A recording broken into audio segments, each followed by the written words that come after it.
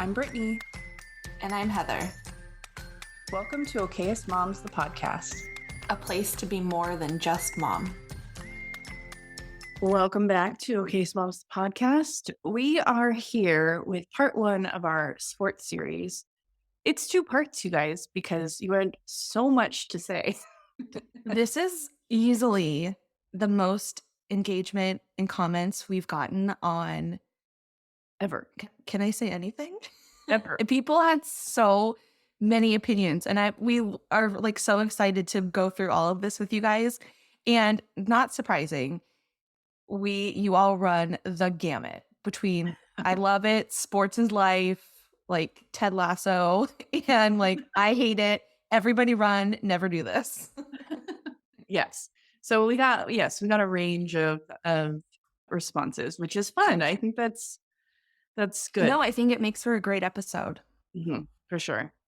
I played sports as a kid. I did basketball and volleyball in high school. I had, much to my dismay, because I didn't really love it, a stint with cheerleading that Tyler loves to give me shit for, which cheerleading is awesome. Great sport. I only tried out because I was switching high schools and I had no friends. And those are the tryouts I didn't miss. So that's what happened. And it was fine. And then, what else did I do? Oh, I was a gymnast for like 3 years before 6th grade. That's when I could first try out for basketball. And that was my one true love all the way through high school. I was more of an indoor sports girl. Tried one season of softball and hated it because they always made me left field. What about you? I grew up playing softball primarily. I played like a season or two of soccer and didn't really love that because it was a lot of running. And never really, I think that's primarily it. That's all. In middle school, I did play volleyball. I loved volleyball and I would have continued with that. But I moved between middle school and high school. And, nobody mentioned, like, by the way, fall sport tryouts happen in July. And so I missed those and kind of, I think volleyball would have become my main sport, but, such is life. I was never like great at anything. I think I was like athletic, but I wasn't. This was right during the time where travel sports were really coming into the psychosis they are now. And people had, pitching coaches and hitting coaches and all these things. And my family was not doing any of that. So I feel like I feel like I was decent, but I feel like everybody else got really good really fast all around me. So I didn't seem as good, but whatever. And then I feel like worth mentioning, because this will play into like our family sports ethos. Oh. AJ played literally every sport known to man since he could like breathe. Tell us about his award. AJ played 3 sports all 4 years of high school. He did baseball in the beginning, in the fall. No, I don't even know. Basically, his primary sport was wrestling. He played football and he also did track and field. He was a shot put discus thrower. And so was male athlete of the year at our high school, and his name is in the gym, and he has a lifetime pass to any home game at our high school. And it just makes me laugh to just say that. So, and then he went on to play football in college, and he also wrestled in college too. So sports is life around here, and we are constantly watching. If we're not playing sports, we are now watching sports. Nolan is sports boy TM, like he is all in, and here we are. I guess I should mention too, Tyler had kind of a similar high school experience. Football was his main sport, had like some all-state situation that I don't 100% know, was planning to get scholarship to go to college to play sports. In his last game of his senior career, he broke his leg and all of that went away. which is also kind of why I feel like pushing hmm, We'll get into it. yeah, But we'll get into it. This I he's have some thoughts. basically he's basically like the only difference between him and like a Chris Pratt is like the spring play didn't happen for him. So he didn't couldn't find his like love of acting and going to become like a Right. blockbuster star. And Right. that's the whole story is like literally that dramatic. And his Pretty dramatic. Like, career ending injury in like the fourth quarter. I mean, it sounds very dramatic, but No, it's yeah, those all the that time. happen. Was it really in the fourth quarter? Because that really wouldn't make I don't a know if good it's the fourth story. quarter, but it was the last game. It was homecoming. Okay. Like, Oh, Homecoming? Oh my God. you know, He's a Lifetime movie. and now he complains every time the weather's cold that his rod in his leg hurts. So, Uh, yep. And now we are left with these old men who can't use their bodies because of these sports. and their brain. It's great. Well, yes. Well, but is it the brains because of the sports or is that just more of like a DNA sex? You know, unclear. All right, let's take a break and we will get into it. Ready or not, summer break is just around the corner. Summer camps, clinics, rehearsals, appointments, vacations, barbecues. We've got some social time to make up for this summer, and we've got just the thing to help you keep your summer straight. The Essential Calendar Summer Break Calendar allows you to see the entire summer, all 3 months at a glance, making sure you don't overbook or underbook depending on how many extroverts you have in your family. It also makes it easy for mom to keep track of that all important countdown to the first day of school. If you're ready to get a handle on more than just the summer, make sure to check out the annual calendar 5-sheet bundle, which will take you all the way through mid 2024 and includes a year at a glance sheet as well. The Essential Calendar really is one of our most favorite items. It's the easiest way to have a landing spot for the family's information, and it's pretty enough to put anywhere in your house for all to see. Okayest Moms listeners can get 10% off their order. Go to okayestmoms.com/essential or click through the link in our show notes to get your discount. When is the last time you replaced your bra? How about your underwear? If you're anything like us, it's probably been longer than you can remember. We get it, bras are expensive, bodies and sizes change, and the search for comfortable options can be never ending. Enter Harper Wild. Harper Wild is a female founded company that offers affordable and comfortable bras and underwear in extended sizing ranging from extra small to 4XL. They offer wireless and underwire bra styles, as well as underwear options ranging from everyday, no show waist panties to cheeky luxe thongs, so there's something for everyone. Harper Wild also offers a bra recycling program. Each purchase comes with a free mailer to fill up with old bras and underwear. All you have to do is ship it back, and Harper Wild handles the rest. You deserve to remember the last time you bought yourself a new bra. Check out the current limited color drops and the full product line at the link in our show notes. Okayest Moms listeners can get 15% off their orders with code GOWILD Okayest Moms. That's WILD, WILDE. All right. So we asked a series of questions on Instagram, as we've been known to do for these episodes. The first one being, do you have at least one child in organized sports? 71% of you said yes. And an additional 12% said that you had multiple children. So we're looking at 83% of you have children in sports right now. Damn. Yeah. And 61% of those are at the rec level. So the majority of people. 28% are at competitive and 11% were at travel. I truthfully do not know the difference between comp and travel. I was just going to say that. Because don't you technically, I think it just kind of depends on like the league and the sport you're playing and like what you call it. And the level you're at, you think. Yes. I kind of think of them as interchangeable, but what do I know? I mean, maybe in some sports it's not. I don't know. Because like What? ball is called club. Right. And they have like, But I think club is different than, I don't know. Somebody is screaming at their phone right now. I know, Because... these All right. What age did your kids start playing sports? Capital S. I feel like you probably feel like this too. The pandemic really made some things unclear. It really started. Soccer was definitely like our first intro into organized sports. Both kids play Harrison is at a higher level of soccer now. We've done baseball and we've done some this theater. Are we talking theater here? No. No, that's not just activities. We're talking strictly sports ball. Yeah. So that's like mostly the extent of ours. Harrison's a one sport pony. He does not want to do anything else. So that's been our focus. Right. Both my kids started with soccer because, we live in suburbia. So where else would you start? At the age, I believe they can be 4 for our league. So they were both 4 when they started. And we've now moved into baseball in the springtime. Isla played softball last year. I don't think team sports is her jam. So I've kind of discouraged that.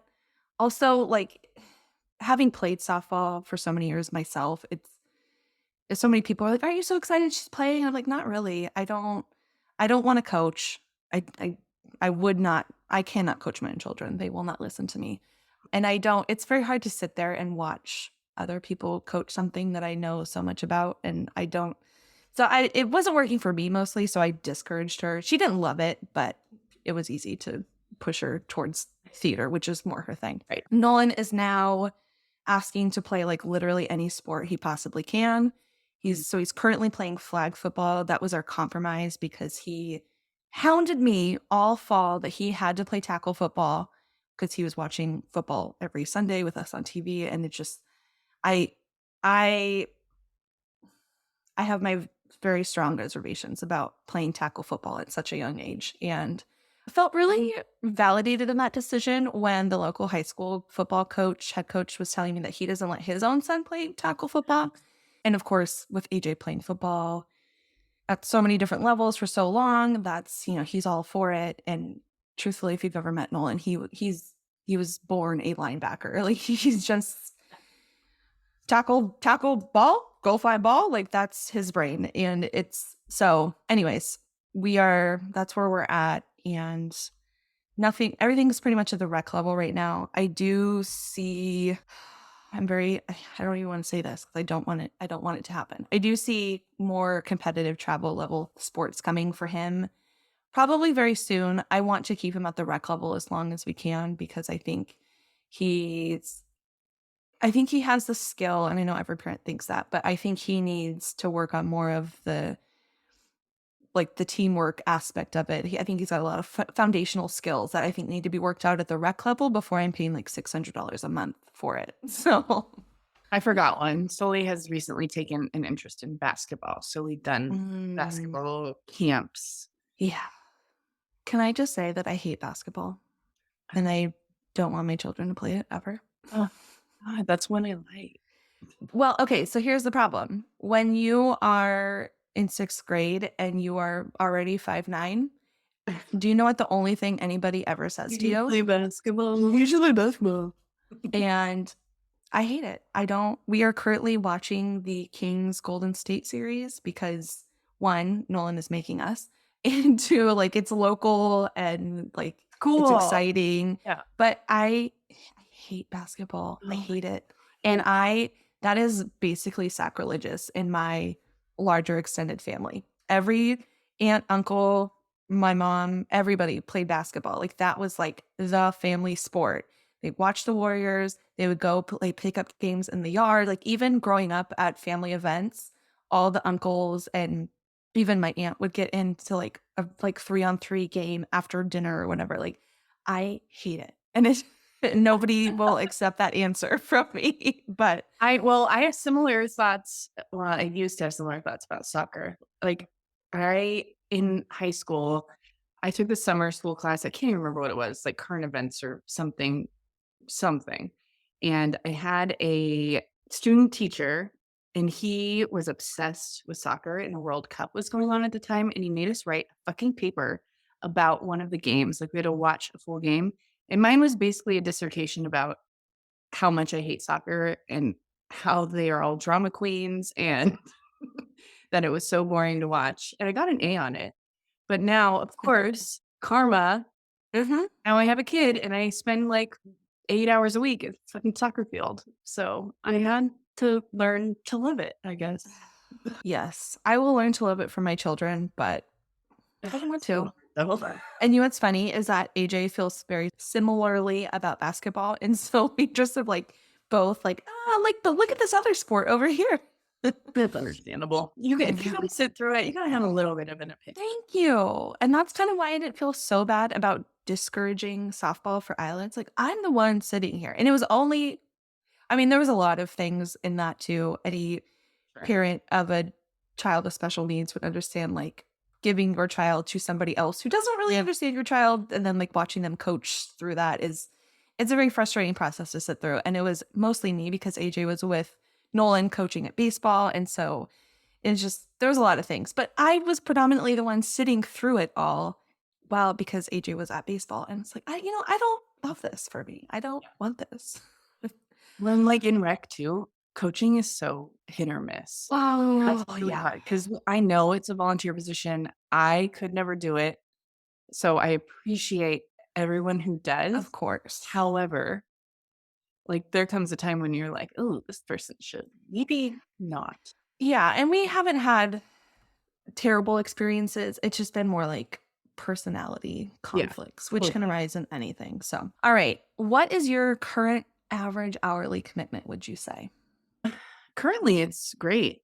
Ask me again in the fall and I'll be dying. But right now we have practice, gosh, 3-4 hours a week, and then a game, which is like hour and a half on Saturdays.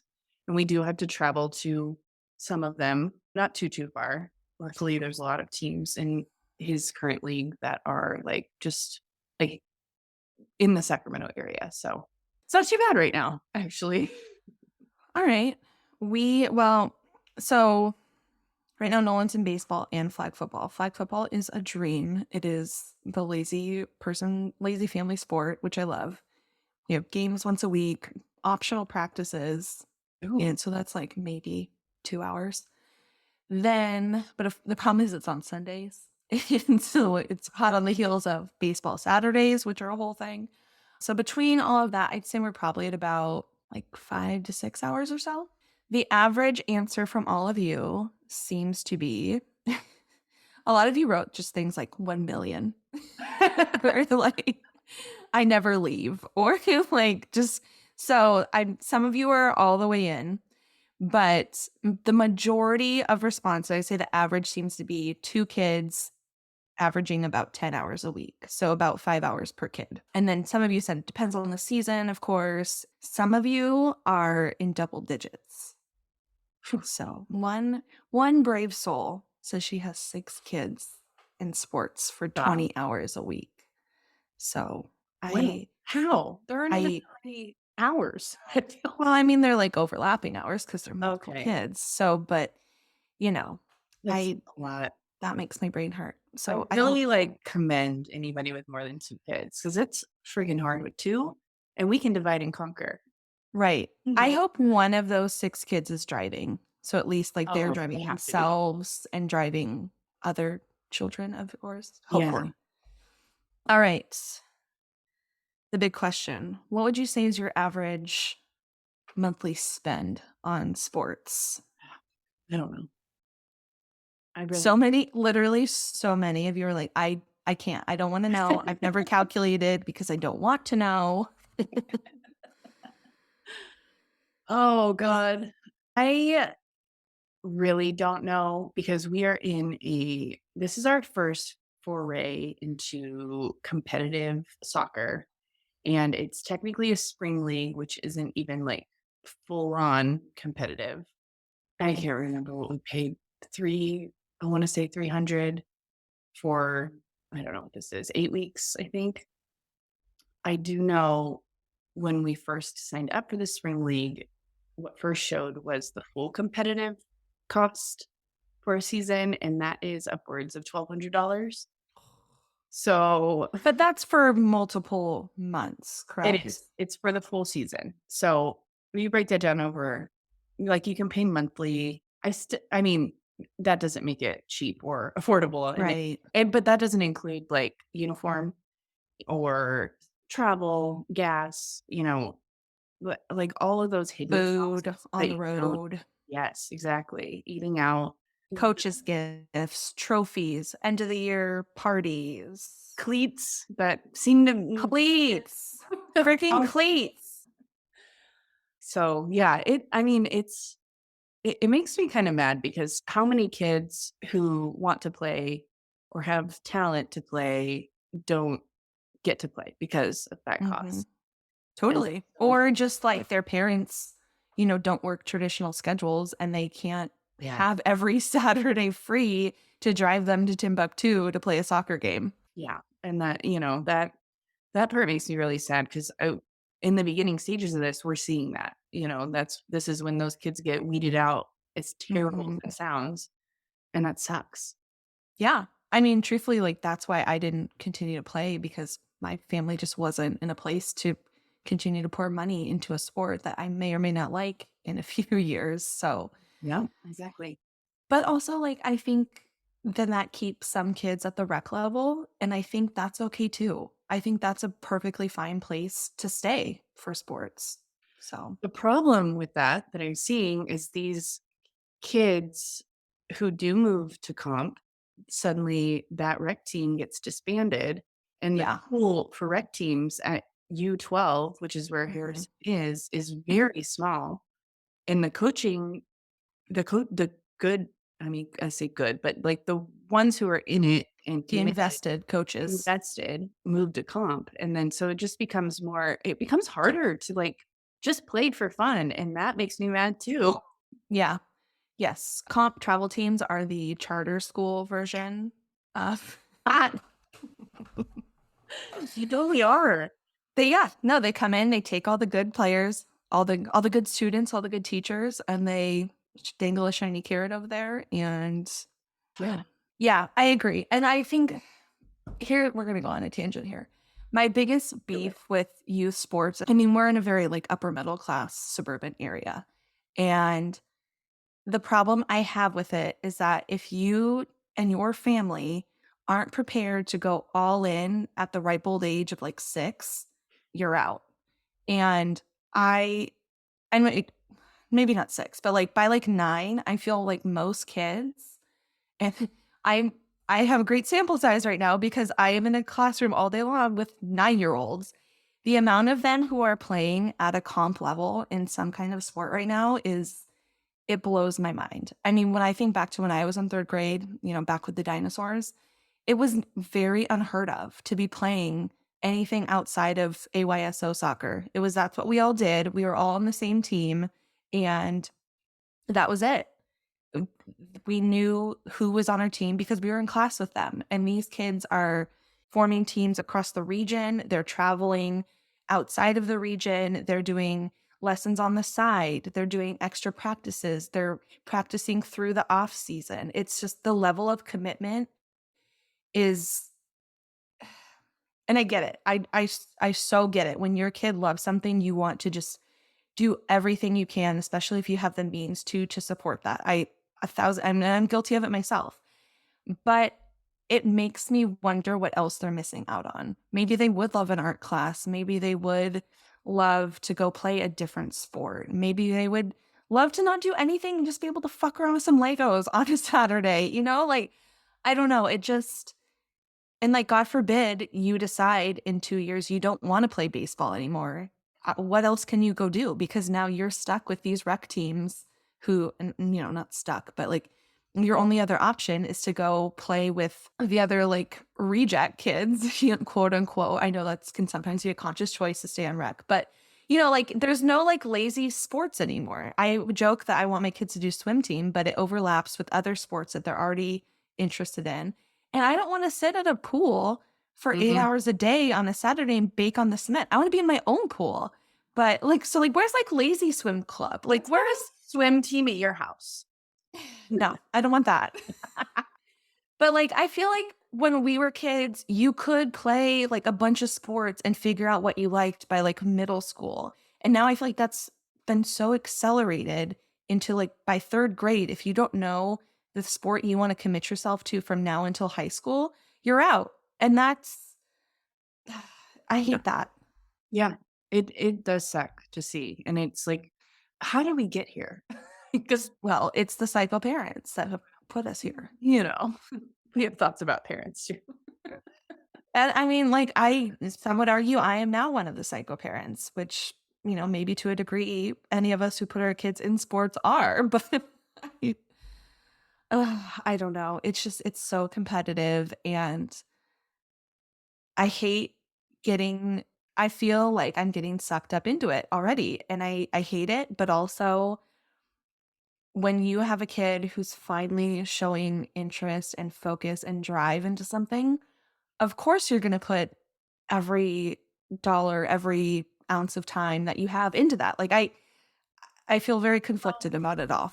And there's value in that too. This Of is course. just, I see the pros and cons. And like you said, it does develop these skills that are lifelong skills. Like we're not just investing in a game. There's teamwork, there's camaraderie, there's resilience, there's all these things, Right. win and lose. Sportsmanship. Yeah. But sometimes I wonder, like, are these skills really being worked on? Because, and of course, speaks to other socio-emotional issues that this age of children have faced in the last couple of years. But, like, I have kids in my class who are still crying about like simple playground games. And it's like, I know you're playing sports on the weekends all weekend long, like you get out, you foul out in basketball. Are you crying on the court there too? Like like, are we really developing these skills or are we trying to tell ourselves that they are? I don't know sometimes. I mean, I do believe they are. I think it's also very dependent on Right. parents, And the family, the and adults yes, in so the many things. life. Yes, of course. This huge traumatic event called the pandemic. Right. Like it's Fine. probably going to take this, especially this group of kids, some time. Mhm. Especially those third graders, because apparently Oh everywhere my third graders God. are having a hard time. I really hate to be, I feel like the little old lady in the grocery store. Like, you just wait. Kids these days. The second and first graders are not any better. Oh, So, anyways, I don't have to deal with them. I just see this time commitment, this dollar commitment, and it's starting earlier and earlier, and it's making me worried for these kids who, like, their burnout level. I know they're so excited to be back into things. It worries me for them physically. What are we doing to these bodies who are not even fully developed yet? I mean, like, we look at full-grown men playing NFL football who are like, we see what it's doing to them, and now, like, I would argue, I'd venture a guess that the average age playing NFL right now probably didn't start at 9. I mean, maybe some of them have at this point, but they started later on in life and they're still facing these problems. So if we're starting them off at competitive soccer at 7, and then they're going on to an even more physically demanding sport like football, I mean, what are we doing here? I don't know. And that just sucks because we won't know until it happens. And then these poor little babies are our guinea pigs. So I don't know. These are all the things I worry about. Yeah, no, there's a line, of course. We just like don't really know where that line is. I know. Well, the average, of course, this ran the gamut, of course, too, depending on the sport and how many kids. It looks to be about the average dollar commitment for all of you was in the $200 to $300 range per month. Per month. Yeah. Hmm. And then hard. a lot. There's also like camps that are like a 1-day fee, and Right. it's hard to. But these are all part of the sport because if you're not doing the camp and keeping up with your skills and getting the next greatest equipment and things like that, like those are all things that, take the edge off of you. So it's all so much.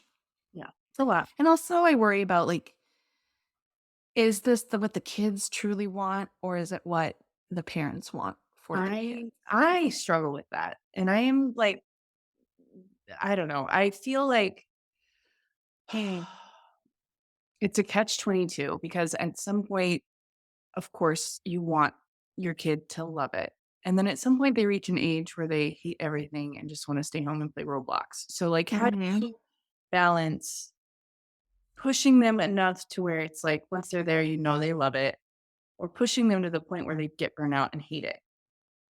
It's really hard, especially I'm seeing this now with my oldest. He's once he's there, he's great and loves it and is happy. Sometimes getting him to practice is a little bit of a struggle, and that's just Right. real Well, life. and that's where we are too. It's like, I see that you love this when you're there, but I'm the one screaming like a psycho to get you in the car to go to practice. And you have to go to practice to get better at this sport that you love. So, or even, and that's not always, it's more, truthfully, it's more Isla who needs the practice. I mean, like halfway through soccer season, it's like, get in the Yeah. car. Yep. But, Nolan doesn't really need to be pushed that much to go. It's more the stress of, for me, of racing home, getting him changed and all that, getting Isla whatever activity she needs to have to come and sit on the sideline, and then like racing over. And AJ's coaching, so he's leaving work early, and it's like, are you meeting him there? Or can you come pick him up? It's this whole logistical nightmare for us as parents, and that's what I hate, because I'm screaming at him to hurry up because I'm stressed, but also like he's fine with it. He loves it. So Yeah. I don't love this, and I don't like who it's making me, but you love it. So like I guess we'll figure this out. I don't know. It's ugh. Yeah, definitely. One thing that's helped us, and truthfully, it's been kind of nice to have some one-on-one time with the 11-year-old going to and from practice. Because Yeah. if you remember our episode with Janet Allison about raising boys, a lot of the conversations you have with your tween and teen should be like side by side when you're walking or when you're driving. And that has like not, it's been so true for me in the past like 6 months. But we talk about a lot about balance and how like you have to throughout your whole life this is going to be a struggle to balance your physical health with your mental health with your like if you played an hour of video games, like maybe you should go outside for an hour kind of thing. And I think he's starting to grasp that, but he's still like fighting those urges, of being a kid, Yeah, wanting to totally. do what's fun. So it's hard. Oh, okay. That all being said, do you feel comfortable with the level of commitment you have right now? Right now in this very moment, yes. But we have it pretty easy in the spring at this point. Ask me in the fall. Yeah. Well, and I think that's the hard part too, is that it comes and one, especially I see spring feels crazier for me because spring is just such an insane time of year with all the end of the year activities, and then you pile in all the sports on top of it. It's just spring, April and May, and like the first part of June just feels like there's literally something, sometimes even two things every day, and it's a lot. And so spring feels way more chaotic for me. Fall is hard because you're coming off of summer in theory, and theory you haven't been doing sports all summer, and now you're having to gear up with school and the same thing. So I don't know, I guess it's dependent on your sport and your season and all of that. And the age of your kids too, I think. Because I think about Totally. now and with Harrison starting middle school and all the stuff that's gonna come with that, I am scared. Yeah. Most of you said, and I feel this deep in my soul, that you hate it, but you're fine with it. And yes, agreed. I I hate the rushing out the door process. I hate the like, I just want to sleep in. Shit, we have to be up at the field at this time. That part I hate, but I like having somewhere to be and something to do on the weekends. Because otherwise, truthfully, we just fall into the like, well, what do you want to do? I don't know. What do you want to do? And then I become the cruise director to get the family out of the house, finding an activity. And truthfully, where anytime you leave the house with your family to go do something, you're probably spending $50 to $100 anyway. So we may as well be doing something that is organized and gives them time outside and, all those things. So I don't know. just like many of you said, like you're fine with it, but you know, obviously put some But thought also behind it. it's terrible. So many of you though in the comments spoke to the differentiation between rec and a comp team. And so many of you said that you are on rec now and that's purposeful and you don't want your kids to go to a comp team until they're fully ready, which I think I mean, I was kind of surprised by that, but I'm Yeah. very happy to hear it. Yeah, I feel that because truthfully, our foray into comp started last winter with a different club, and they were very serious. Like, I think their whole goal is to just pump kids into comp, and that Mhm. burnt Harrison out so quick. So, I mean, You're in the funnel. You're in the yes, the marketing funnel. oh my God. And we left that club. He took the summer off, and he went back to rec, and that was the best thing he could have done then because it reinvigorated his love for it, and Yeah. yeah, and something about being with old teammates, and you know that makes that made him happy. So, the real crux of the issue, why do we do this? Ugh. For the kids. I I mean, know. truthfully, like I I was one of those moms who said, "Never will I ever," and look at me now. Well, and it's hard too when you find something your kid loves. Yeah. If they and you know very quickly what they do not love. Mhm. So, when you find the thing they love, it's hard not to want to put all of your resources into that. Yeah. And these damn Truthfully, I kids. do love having s- structured things to do too. Right. You know? Yes. As much as I complain about having to be places every night of the week or whatever, I really do like having some of the burden of the activities director taken off of me. Yeah, for sure. That was when my kids were like preschool age and I was at home with them. That was my biggest gripe with it was that I hated being the person to figure out what to do every single day. And I remember thinking it's going to be so much nicer when they're a little bit older and like we just have sports on Tuesdays and like that's the thing we do. And I mean, truthfully, it is nice now that we are here. I do appreciate that part of it. Yeah, totally. And I do like, it is social time. If I stay for practices, and the parents I do like, Right. hang out with them, and I love them. All right. So, when would you consider taking your kid out of sports? God, honestly, I would consider it if they really felt strongly that they didn't love it anymore, and or they were getting burnt out, which I Yeah. which we've done. So Yeah.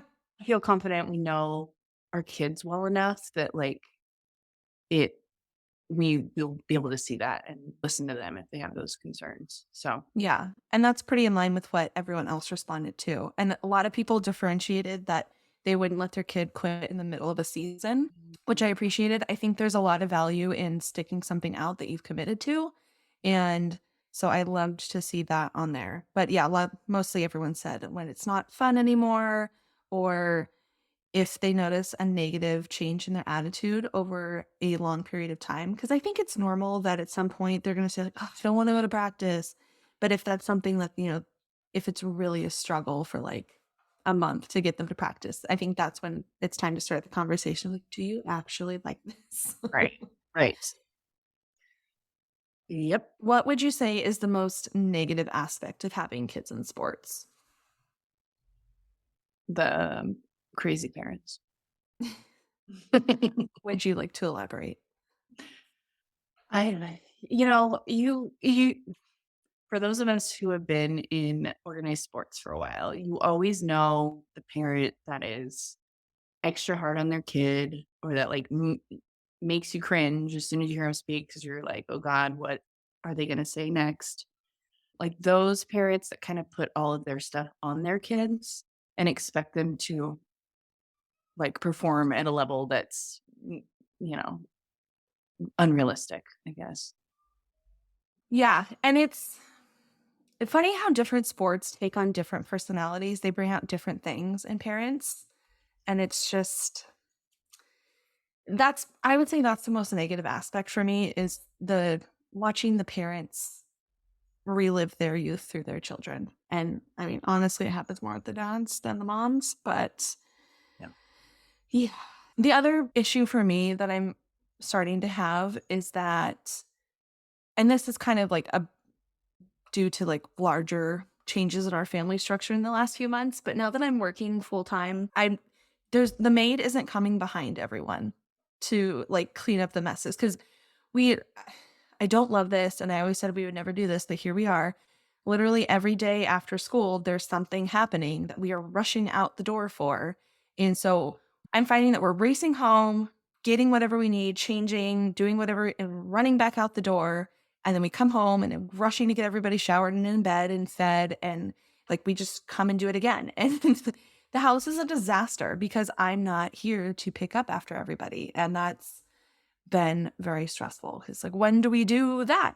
And I want the kids to have a part of that. We just did our chores episode recently. I want them to have things that they're responsible for because like at the end of the day, we're rushing out of the house for you and your things. So it only makes sense that you help us clean up these things. But, it's other things too, like with baseball games twice a week. Sorry, on Saturdays you're wearing a dirty uniform because I haven't even been home long enough to put in a load of laundry. So like, sorry, you stink. Oh well. It's just the stuff like that. I don't know how to find the balance of keeping up with all of like the regular day-to-day life tasks and the level of commitment everybody else wants to have. And partly that's because age is coaching too, so that takes up a much larger chunk of time and amount of brain space. And because coaching isn't just showing up at practices and games and like doing things. There is like you have to make lineups and you have to make a plan for practice and you have to coordinate getting gear and like all these. It's a lot, and so it's communicating with parents on Team Snap and twisting arms to do snack bar, and it's a lot. So and so many of you echoed these same things in your responses, just like overcommitments and parent systems that waste time. I liked that. Just like the logistics of being the chauffeur and like how do you get which kid to when, and just like if you like just thank God for like the mom friends on your team who are willing at the drop of a hat to just like, hey, can you take my kid to practice? And I mean, without that, I think that's the key to surviving all of this is that we have to be able to help each other. Yes, for sure. Has to be a community. And by and large, I think it is. Yeah. So you talked about your decision to move up to a more competitive league. And so many other people also said that it just kind of like snuck up on them and they didn't realize it was happening. But so many of you said that your kids asked, and so that's why you looked into it. A lot of you said, though, that you are holding off as long as you can until like the kids have shown a stronger commitment or are a little bit older. And sometimes people also mentioned that sometimes it just is convenient because if an older sibling is already doing that, then it's like, well, you're here anyway. You may as well be playing. So, Yep. In our situation, we followed a coach. He like just brought us along. yeah. Like, oh, what are we doing? Oh, what are we doing? Well, and I think that's a good point too, though, because if you do find, I mean, so much of the success of a team comes down to like personalities and how well they mesh. And if you can find that and it's a positive influence, I think that's worth sticking out. And if a coach sees something in your kid that they can play at that level and, it aligns with everything else that you need it to, then I think it's worth making the leap. I'm going to say now, I really want to hold off as long as we can. I think there's a lot of value at rec. I think there's a lot of value in the slowness of rec compared to like a travel comp team. And I just the burnout worries me. Yeah. 100%. I mean, It like should worry most of the everyone. honestly. Mostly for me more than like my kid. Both. And both are important because it takes all of us to make this work. Yeah. Is there anything you wish you knew sooner before you got here? I feel like the only thing that I kind of got voluntold that I was the team mom for this team because, We could do a whole episode on being team mom. oh my God. But I have noticed that as opposed to like Sully's U8 team that he was just on, the parents at this level kind of know the drill. So it's not as much micromanaging. They kind of know how everything works. And like you ask for something once, and most of them are pretty on it. What a dream. It truly, because I was like, oh, fuck, I guess I'm doing this. But it has been much easier in my experience doing it for younger rec teams.